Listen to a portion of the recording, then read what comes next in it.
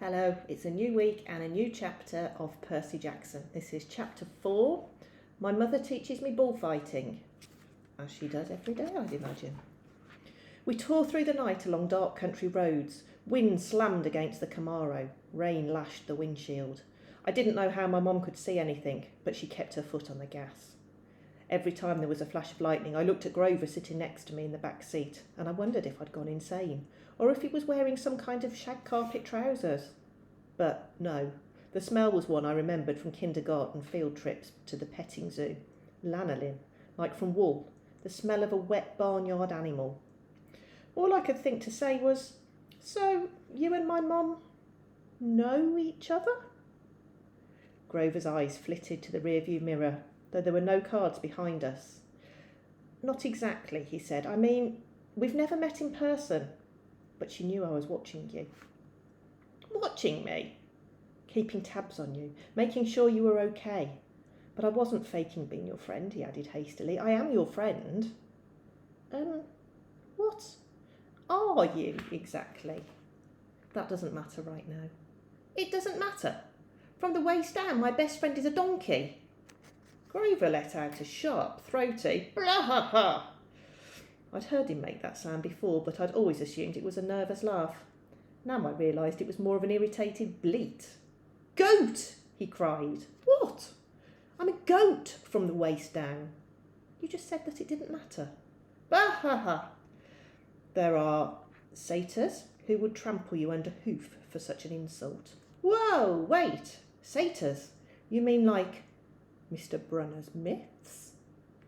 "Were those old ladies at the fruit stand a myth, Percy? Was Mrs. Dodds a myth?" "So you admit there was a Mrs. Dodds?" "Of course." "Then why, the less you knew, the fewer monsters you'd attract," Grover said. "Like that should be perfectly obvious. We put mist over the human's eyes. We hoped you'd think the kindly one was a hallucination. But it was no good. You started to realise who you are." "Who I—" "Wait a minute, what do you mean?" The weird bellowing noise rose up again somewhere behind us, closer than before. Whatever was chasing us was still on our trail. "Percy," my mum said, "there's too much to explain and not enough time. We have to get you to safety." "Safety from what? Who's after me?" "Oh, nobody much," Grover said, obviously still miffed about the donkey comment. "Just the Lord of the Dead and a few of his bloodthirstiest minions." "Grover!" "Sorry, Mrs. Jackson. Could you drive faster, please?" I tried to wrap my mind around what was happening, but I couldn't do it. I knew this wasn't a dream. I had no imagination. I could never dream up something this weird. My mum made a hard left. We swerved onto a narrower road, racing past darkened farmhouses and wooded hills, and pick your own strawberry signs on white picket fences. "Where are we going?" I asked. "The summer camp I told you about." My mother's voice was tight. She was trying for my sake not to be scared. "The place your father wanted to send you." "The place you didn't want me to go?" "Please, dear," my mother begged. "This is hard enough. Try to understand. You're in danger." "Because some old ladies cut yarn." "Those weren't old ladies," Grover said. "Those were the fates. Do you know what it means? The fact they appear in front of you? They only do that when someone's about to die." "Whoa." "You said you." "No, I didn't. I said someone." "You meant you, as in me." "I meant you like someone, not you." "Boys," my mum said. She pulled the wheel hard to the right, and I got a glimpse of a figure she'd swerved to avoid, a dark, fluttering shape now lost behind us in the storm. "What was that?" I asked. "We're almost there," my mother said, ignoring my question. "Another mile, please, please, please." I didn't know where there was, but I found myself leaning forward in the car, anticipating, wanting us to arrive. Outside, nothing but rain and darkness, the kind of empty countryside you get way out on the tip of Long Island. I thought about Mrs. Dodds and the moment when she changed into the thing with pointed teeth and leathery wings. My limbs went numb from delayed shock. She really hadn't been human. She'd meant to kill me. Then I thought about Mr. Brunner and the sword he had thrown me. Before I could ask Grover about that, the hair rose on the back of my neck. There was a blinding flash, a jaw-rattling boom. and our car exploded. I remember feeling weightless, like I was being crushed, fried and hosed down all at the same time. I peeled my forehead off the back of the driver's seat and said, "Ow! Percy!" my mum shouted. "I'm okay." I tried to shake off the daze. I wasn't dead. The car hadn't really exploded. We'd swerved into a ditch. Our driver's side doors were wedged in the mud. The roof had cracked open like an eggshell and rain was pouring in. Lightning. That was the only explanation. We'd been blasted right off the road. Next to me in the back seat was a big motionless lump. "Grover!" He was slumped over, blood trickling from the side of his mouth. I shook his furry hip, thinking, "No! Even if you are half barnyard animal, you're my best friend and I don't want you to die." Then he groaned. "Food!" And I knew there was hope. "Percy," my mother said, "we have to..." Her voice faltered. I looked back. In a flash of lightning, through the mud-spattered rear windshield, I saw a figure lumbering towards us on the shoulder of the road. The sight of it made my skin crawl. It was a dark silhouette of a huge guy, like a football player. He seemed to be holding a blanket over his head. His top half was bulky and fuzzy. His upraised hands made it look like he had horns. I swallowed hard. "Who is..." "Percy," my mother said, deadly serious. "Get out of the car." My mother threw herself against the driver's side door. It was jammed shut in the mud. I tried mine, stuck too. I looked up desperately at the hole in the roof. It might have been an exit, but the edges were sizzling and smoking. "Climb out the passenger side," my mother told me. "Percy, you have to run. Do you see that big tree?" "What?" Another flash of lightning, and through the smoking hole in the roof I saw the tree she meant, a huge, White House Christmas-sized pine at the crest of the nearest hill.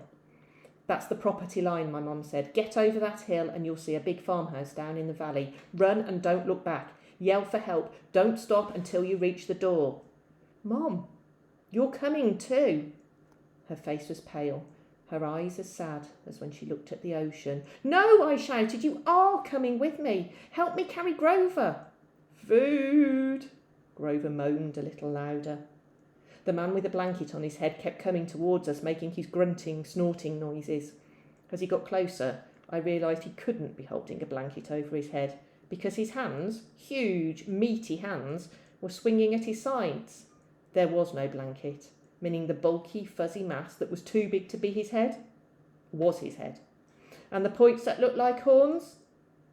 "He doesn't want us," my mother told me. "He wants you. Besides, I can't cross the property line. But we don't have time, Percy. Go, please." I got mad then. Mad at my mother, at Grover the goat, at the thing with horns that was lumbering towards us slowly and deliberately like a bull. I climbed across Grover and pushed the door open into the rain. "We're going together. Come on, Mum." "I told you, Mum, I am not leaving you. Help me with Grover." I didn't wait for her answer. I scrambled outside, dragging Grover from the car. He was surprisingly light, but I couldn't have carried him very far if my mum hadn't come to my aid. Together, we draped Grover's arms over our shoulders and started stumbling uphill through wet, waist-high grass. Glancing back, I got my first clear look at the monster. He was 7 feet tall, easy, his arms and legs like something from the cover of Muscle Man magazine, bulging biceps and triceps and a bunch of other seps, all stuffed like baseballs under vein-webbed skin.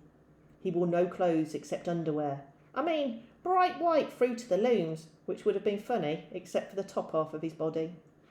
Coarse brown hair started at his belly button and got thicker as it reached his shoulders. His neck was a mass of muscle and fur, leading up to his enormous head, which had a snout as long as my arm, snotty nostrils with gleaming brass ring, cruel black eyes and horns. Enormous black and white horns with points you just couldn't get from an electric sharpener. I recognised the monster all right. He had been in one of the first stories Mr. Brunner told us.